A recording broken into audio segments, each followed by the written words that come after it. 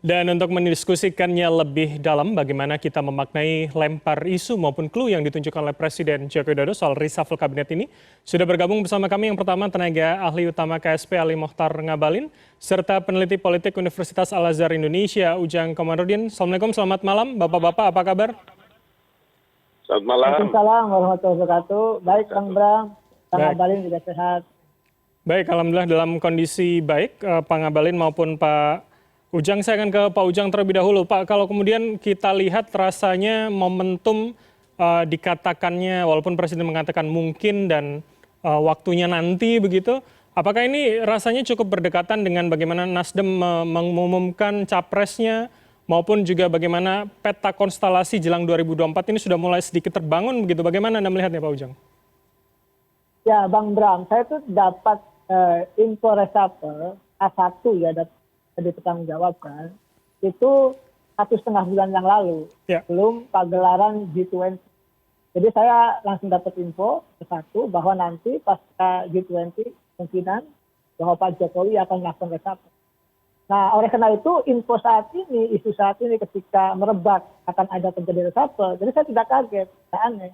Karena memang saya dapat informasi yang bisa dipertanggungjawabkan akan terjadi reshuffle di pasca G20. Nah, lalu saya katakan ketika berdiskusi dengan orang penting di Republik ini, saya sudah sebutkan, ya kemungkinan reshuffle ini akan menyasar kepada Partai Nasdem, begitu. Jadi sangat jelas, sangat clear informasi yang saya dapatkan. Jadi reshuffle saat ini kalau terjadi itu adalah bagian daripada persoalan politik, saya melihatnya. Karena hanya ada dua, Bang Bram. Sama faktor kinerja, yang kedua faktor politis. Saya melihatnya reshuffle kali ini kemungkinan kalau memang terjadi dalam waktu dekat itu adalah karena faktor politis, yaitu faktor Nasdem. Kenapa? Karena mungkin Nasdem anggap mohon maaf ya menjadi pihak yang saat ini ya kurang cocok dengan Pak Jokowi. Jadi saya melihat memang informasinya tidak berdiri sendiri, sudah lama saya dapatkan. Kalau isu saat ini kemarin muncul kembali dan akan terjadi reshuffle, saya tidak aneh dan tidak heran. Dan saya meyakini kalau reshuffle nanti lebih didominasi oleh faktor politis dibandingkan faktor kinerja. Pak Ujang, ini kemudian bisa kita lihat begitu ketika misalkan nanti yang di-reshuffle adalah menteri dari Nasdem. Bagaimana misalkan nanti yang di-reshuffle tidak hanya dari Nasdem misalkan, apakah premis atau kemudian apa yang Anda katakan tadi bisa kita simpulkan begitu? Ya, sejatinya kan tadi kita sepakat yang kuncinya adalah hak prerogatif Presiden. Apakah hanya dari Nasdem ataukah menyasar kepada menteri yang lain? Saya meyakini ada kunci yang lain juga, bahwa kalau dari partai politik sulit bisa direshuffle, berat untuk bisa direshuffle, faktanya begitu. Faktanya kalau setiap ada yang direshuffle dari menteri, dari partai politik, lalu akan direshuffle tetapi digeser atau diganti oleh kader yang lain. Nah, saya melihat seandainya nanti ada reshuffle di luar, katakanlah kader partai Nasdem, yaitu bagian hak Jokowi, suka tidak suka, senang tidak senang, mungkin Pak Jokowi mengevaluasi menterinya itu. Tetapi saya kemungkinan besar, saya akan memastikan ya, agak sulit Pak Jokowi mereshuffle dari partai politik di luar partai Nasdem. Kecuali dari kalangan profesional. Selalu yang terancam itu yang profesional, yang bukan berbasis pada partai politik. Saya melihatnya ya premis tadi ya, saya katakan, ya saya dapat informasi A1, dan hari ini terbukti ya, sudah menyeruak informasi itu akan ada reshuffle, dan tentu ya semua kembali ke Pak Jokowi. Apakah akan tadi ya reshuffle menteri dari Nasdem, ataukah memang ada menteri lain yang reshuffle begitu? Baik, saya akan konfirmasi ke Pak Ngabalin ketika dianggap ini lebih kental politis dibanding kinerja. Tanggapan Anda dari KSP seperti apa, Pak?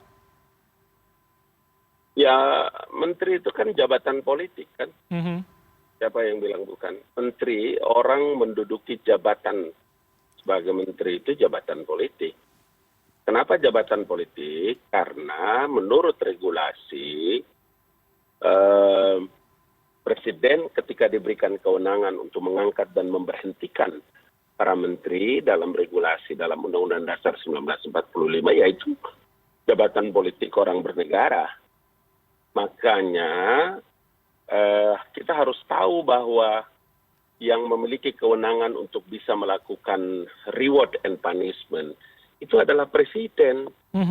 Kalau umpama presiden kemudian melakukan evaluasi terhadap para pembantunya, tidak perlu dirisaukan, itu normal sekali. Hal yang paling penting bagi seorang kepala negara, kepala pemerintahan, kan regulasinya menjelaskan bahwa presiden selain kepala pemerintahan, beliau juga adalah kepala negara kan. Jadi pada poin itu sebetulnya kita harus menjelaskan kepada publik, menyampaikan kepada publik agar yang disebut dengan prerogatif presiden itu adalah beliau mengangkat dan memberhentikan tanpa intervensi oleh siapapun juga. Baik. Itu pengertiannya. Oke, berarti artinya bukan hanya soal faktor kinerja begitu ya Pak Ngabalin, hak prerogatif ini bisa digunakan termasuk soal pilihan politik yang berbeda di pemilu berikutnya ini juga berbeda gitu. Kalau sudah menyangkut reward and punishment, maka ada 3 faktor. Salah satu di antaranya adalah melakukan evaluasi. Itu sebabnya Anda ingat dan kita semua tahu bahwa dari awal presiden telah menyampaikan bahwa tidak ada visi menteri, visi Menko, visi kementerian, lembaga, dan lain-lain. Yang ada itu adalah visi presiden dan wakil presiden. Apa maksudnya? Agar setiap para menteri itu bekerja dengan jalan dan pikiran apa maunya presiden dan wakil presiden itu mendesain kerangka kerja pemerintahan ke depan. Jadi faktor evaluasi itu menjadi faktor sangat terpenting. Dan jangan lupa, presiden itu oleh Undang-Undang Dasar 1945, beliau diberikan kewenangan oleh undang-undang memiliki hak subjektivitas untuk bisa menilai satu perkara. Nah, pada perkara inilah maka tanggung jawab kita untuk menjelaskan kepada publik, kepada masyarakat agar pendidikan politik itu tercerahkan dari fungsi dan kedudukan presiden sebagai kepala pemerintahan dan kepala negara. Itu kalimatnya. Baik, kalau kemudian Anda mengatakan Pak Ngabalin tidak ada visi menteri, yang ada visi presiden, artinya ini bisa kemudian kita artikan ketika pilihannya, way of politiknya untuk next step-nya adalah berbeda, ini bukan visi presiden, akan mempengaruhi kinerjanya begitu maksud Anda? Ya, itu presiden dan wapres. Jadi Bapak Presiden menyampaikan bahwa tidak ada visi menteri, kementerian, lembaga, dan lain-lain. Yang ada itu adalah visi dan pikiran Pak Ngabalin, wakil presiden. Artinya apa? Hak otoritas tertinggi untuk memberikan penilaian, evaluasi, reward and punishment itu ada presiden. Itu. Baik, maksud saya begini Pak Ngabalin, artinya apakah kemudian visi menteri itu bisa juga kita artikan sebagai misalkan pilihan politik dari partai asal menteri tersebut begitu? Enggak begitu. Menteri itu diambil dari kalangan profesional, diambil juga dari partai politik. Tapi begitu menjadi menteri, maka tidak ada kewenangan partai dalam mengatur, mengutak-atik menteri, anggota kabinet dari partai politik. Itu seluruhnya kewenangan presiden. Oke, baik. Saya akan minta komentar Pak Ujang, seperti apa melihatnya? Apakah kemudian frasa atau kata visi menteri tadi bisa kita sambungkan dengan kemudian yang disampaikan di awal tadi? Ya karena memang aturannya seperti itu. Kalau kita lihat Undang-Undang RPJMN ya memang kan visi misi program Pak Jokowi ketika kampanye itu kan harus dijewantahkan dalam visi misi kementerian. Ya maka Pak Ngabalin katakan seperti itu ya betul. Tetapi harus kita ingat juga bahwa kita saling dukung, saling support menjelang pilpres dulu itu kan ada deal-deal politik. Misalkan partai politik A dapat kursi, partai politik B berapa kursi, itu kan hal yang tidak aneh lagi dalam konstruksi politik kita. Nah, saya sepakat juga kalau itu hak prerogatif presiden dan itu tidak ada yang membaca. Karena apa? Ini sistem presidensial, harus kita akui bahwa presiden punya kekuatan penuh untuk mengutak-atik kabinet kapanpun. Ketika kondisinya tidak memungkinkan, misalkan kinerjanya tidak perform, tidak bagus, dan layak dievaluasi, maka harus dievaluasi. Tetapi saya katakan, ya ingat begini Bang Bram, saya melakukan survei ya 2 tahun yang lalu. Saya katakan ada yang kinerjanya biasa-biasa saja, bahkan jelek di bawah. Waktu itu saya publish itu dan dikutip oleh banyak media. Nah maksud saya gini, pertimbangan politis itu, menteri yang kinerjanya jelek pun, yang di bawah itu, Pak Presiden tidak mengganti karena memang dari partai politik.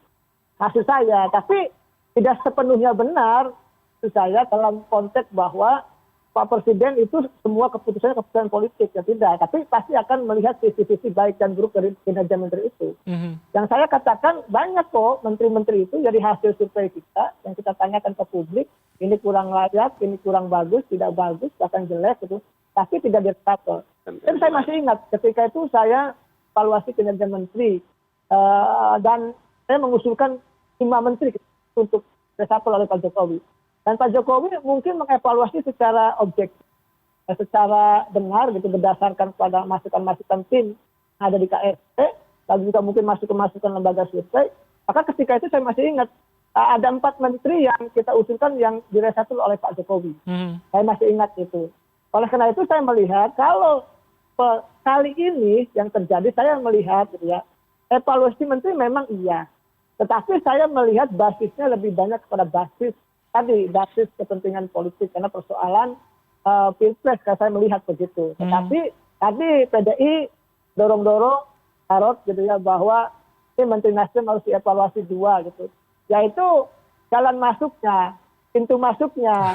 Tapi akarnya itu sebenarnya adalah persoalan politik, soal dukung-mendukung. Saya melihatnya seperti itu, karena basis resapel itu tidak mungkin kalau tidak ada argumennya, kalau tidak ada evaluasinya, pasti akan ada. Nah, pintu masuknya dari situ. Tetapi akarnya itu, ujungnya itu ya politisasi, persoalan dukung-mendukung. Saya melihatnya seperti itu, Bang Bran. Baik, menarik ini Anda mengatakan kinerja ketika didorong-dorong oleh PDIP adalah pintu masuk begitu. Pak Ngabalin, bagaimana menanggapinya bahwa hak subjektif, hak prerogatif yang Anda jelaskan tadi ternyata tidak sepenuhnya adalah soal kinerja begitu, Pak Ngabalin? Bram, dengar baik-baik. Presiden itu punya kalkulator, punya kemampuan kalkulasi tersendiri dalam mengevaluasi mana menteri-menteri yang masih mau dipakai atau tidak dipakai. Nggak ada urusannya dengan siapapun di luar, mau survei, mau masukan, mau segala macam, nggak ada cerita. Baca dong itu undang-undang. Jadi kalau presiden itu mau melakukan reshuffle kabinet, yang memberikan, itu yang tadi saya bilang, undang-undang negara Republik Indonesia ini saja memberikan otoritas tertingginya kepada presiden yang memiliki hak subjektivitas. Jadi nggak ada urusan dengan lain-lain.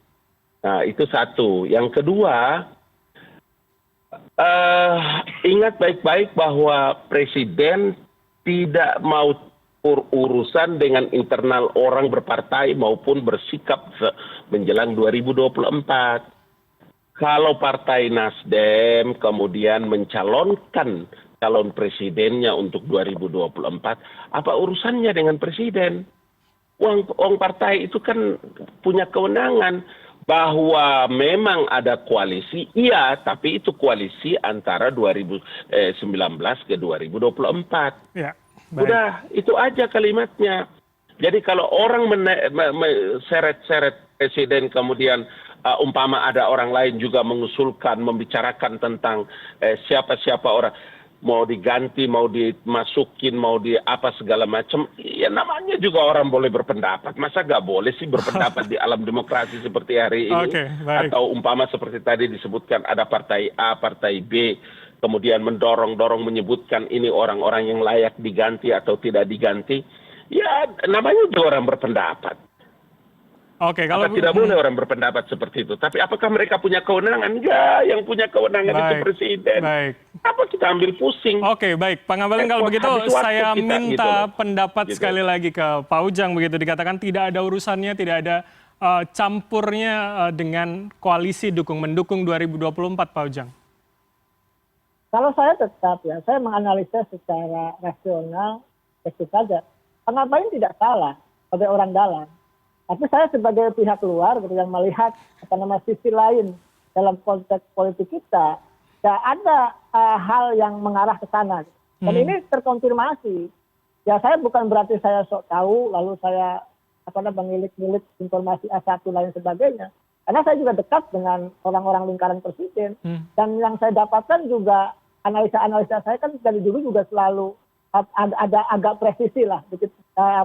Seperti itu. Jadi saya melihat ketika saya berdiskusi terkait dengan persoalan reshuffle jauh-jauh hari sebelum G20 itu, maka betul yang saya, bukan berarti saya membetulkan diri sendiri, saya katakan bahwa akan ada reshuffle dan iya. Lalu saya bilang ke senior saya itu, siapa yang akan kesal saya kemungkinan akan nasib. Jadi saya meyakini tidak ada asap jika tidak ada api. Makanya ada pihak-pihak, ada partai, misalkan PDIP yang mendorong agar Nasdem di reshuffle. Itu ada indikator. Itu adalah soalan politik yang meliputi pertarungan di istana, dan itu biasa-biasa saja dalam politik. Ada yang aneh juga, karena sebenarnya tadi hak prerogatif presiden jelas. Kalau ada menteri yang tidak bagus ya harus di reshuffle. Kalau seandainya ada faktor politik, itu juga kewenangan presiden. Jadi kewenangan presiden juga terkait kalau mereshuffle berbasis pada politik. Nggak ada yang salah juga, tetapi memang harus ada argumen yang memperkuat bahwa reshuffle itu berbasis pada kekuatan kinerja masing-masing, apakah baik atau tidak, bagus atau tidak, itu menjadi penting. Karena nggak mungkin kalau hanya basis politik. Kombinasi basis politik dengan basis kinerja juga menjadi kombinasi yang bagus. Nah, saya melihat arah reshuffle ini tetap saya meyakini dari sisi argumentasi saya tentu yang subjektif, dan saya gabungkan dengan masih informasi saya yang dari lingkaran-lingkaran istana yang menurut saya A1, ya ini berbasis politik dan mengarahnya kepada Nasdem. Seandainya nanti ada pihak yang katakanlah bukan dari Nasdem, itu juga bukan dari partai politik yang koalisi Jokowi yang lain. Kemungkinan akan yang dikorbankan juga kalangan profesional kok. Pak Ujang melihat tidak ada api, dan dorongan PDIP itu yang mengarah ke Nasdem itu. Ya saya sepakat juga dengan Bang Abalin kalau itu hak prerogatif, kalau kinerjanya sudah jelas, kalau yang direshuffle, kalau sudah dipertahankan, saya meyakini bahwa Pak Jokowi mereshuffle kemungkinan arahnya kepada Partai Nasdem. Adakah kemudian indikator yang bisa kita lihat begitu ketika kita bicara ini sangat kental soal dukung-mendukung, soal kemudian konstelasi menjelang 2024? Pak Ujang. Ya saya melihatnya seperti itu. Kan begini ya, nanti mungkin Bang Abalin nggak sepakat dengan saya. Kan Anies ini kan dianggap oleh kalangan tertentu, oleh kelompok tertentu, katakanlah sebagai antitesa dari Pak Jokowi, kan begitu. Nah, Nasdem ini dianggap berani melakukan manuver terkait dengan pencapresan Anies Baswedan. Makanya sampai hari ini Anies itu ya tadi sulit mendapatkan partai, belum dapat perahu. Bahkan saya pernah berbicara tentang tema skenario 3 pasangan calon dan simulasi 2 pasangan calon. Misalkan begini kita bicara. Nah, jadi saya reshuffle ini tidak berdiri sendiri. Saya meyakini walaupun hak prerogatif presiden dan saya mengaminkan itu, tetapi tetap bahwa ini bagian daripada proses perjalanan Pilpres 2024. Saya meyakini itu, Bang Bram. Jadi ada hubungannya kalau saya melihat dan menilai. Ada kemudian pola sebab akibat begitu ya menurut Anda yang kemudian sangat mendasari kemudian jika terjadi reshuffle dalam waktu dekat. Terakhir Pak Ngabalin, saya minta kembali tanggapan Anda seperti apa? Singkat saja. Saya ingin mengatakan, dan kalau kita mau setback ya dalam beberapa kebijakan-kebijakan yang dilakukan, kan Nasdem itu kan restorasi ya. Jadi dalam banyak hal sangat cermat dan cepat dalam mengambil keputusan lebih awal. Coba perhatikan itu, beberapa calon-calon gubernur lebih awal, bupati lebih awal, dan ini lebih awal, itu lebih awal.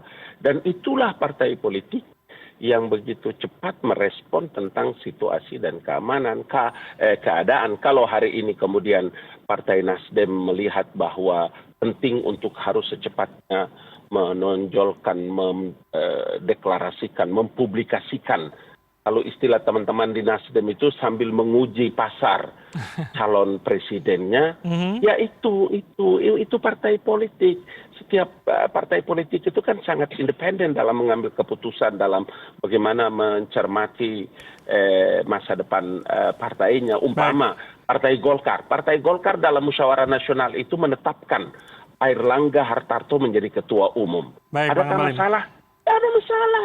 Apakah bicara dengan presiden? Enggak, itu partai punya urusan internal kok. Apakah dengan mencalonkan Airlangga kemudian bermasalah dengan Jokowi? Tidak ada masalah. Orang itu hak partai politik. Begitu juga dengan Nasdem mencalonkan calon presidennya. Partai Golkar berarti seharusnya tidak ada masalah dengan Nasdem begitu ya, Mas Anda, jika analoginya dengan Golkar tadi, Pak Ngabalin? Normal, biasa. Terus nanti kalau ada reshuffle dan ada menteri-menteri di antara partai-partai politik itu yang diganti kemudian berdasarkan penilaian objektivitas yang dimiliki oleh presiden, kemudian melakukan evaluasi karena perintah undang-undang hak prerogatif itu ada presiden. Terus apa yang salah? Apa ditarik-tarik kepada kepentingan-kepentingan politik selain daripada politik yang dipikir dan dirancang, didesain oleh seorang Presiden Joko Widodo. Itu logikanya, berpikir secara linier agar kita punya tanggung jawab dalam rangka memberikan pembelajaran, mengedukasi para penonton, para pemirsa minimal penonton CNN. Gitu, Mas Bram. Baik. Artinya ini kita hanya tinggal menunggu bagaimana keputusan presiden dan kapan dan siapa tentunya yang kemudian jika reshuffle ini terjadi. Saya sudah beberapa kali menyampaikan bahwa insya Allah waktu yang tidak terlalu lama, tidak terbantahkan pelaksananya. Tapi bahwa sudah ada namanya, Pak Ngabalin, yang sudah terdengar oleh Anda di lingkaran istana? Bagaimana, Mas? Sudah ada nama yang beredar begitu, siapa yang kemudian kira-kira terkena reshuffle untuk di lingkaran istana? Ada di kantong Bapak Presiden. Moga-moga itu terjadi. Kalaupun tidak terjadi, tentu hak Bapak Presiden kan. Presiden punya hak prerogatif dan saya kira kita mesti memberikan hormat, mengangkat topi tinggi-tinggi untuk memberikan penghormatan kepada hak-hak prerogatif yang diatur dalam undang-undang kepada Bapak Presiden. Baik, kita akan tunggu bersama tentunya. Terima kasih tenaga ahli utama KSP Ali Mokhtar Ngabalin serta peneliti politik Universitas Al-Azhar Indonesia Ujang Komarudin telah bergabung bersama kami. Selamat malam, salam sehat Bapak-Bapak.